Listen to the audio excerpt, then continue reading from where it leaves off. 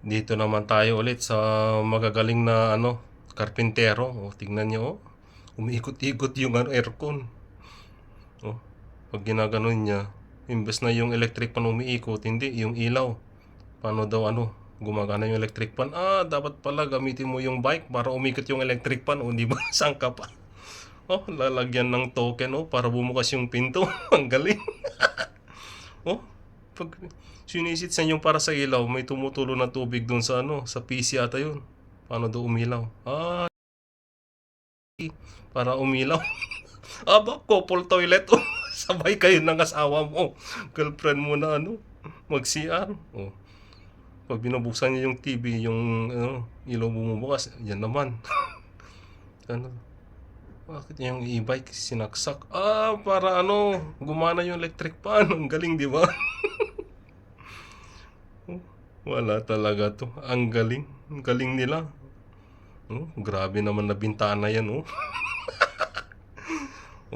Ganyan, chargeable, Yung tubig lang gamit mo. Hindi ka na, wala nang kuryente. Ano yan, pag binubuksan nila, yung electric fan na maliit yung gumagana, Umanda. Ano yan, shower sa sa pag pinaglulutuan, sa kitchen. Tinatanong niya kung asan na yung saksakan. Nandun sa loob ng toilet. Yari yung puwet mo dyan. Pag binubuksan yung pinto, yung ilaw, yung bumubukas. Ano yung bike na yan? Patras naman yung takbo. Ano yan?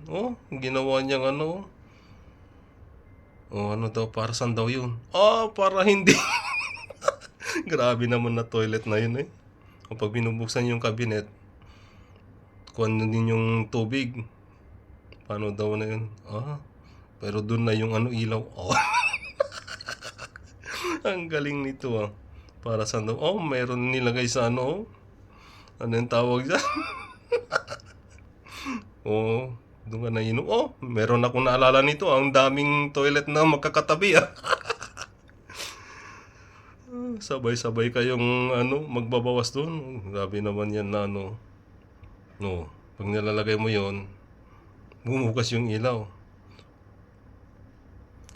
Dapat pala sabihin mo na bumakas siya para sariling magbukas na yung pintuan. Ano yun? Meron naman tubig. Walastik talaga tong karpintero na to. Para saan daw yan na aircon?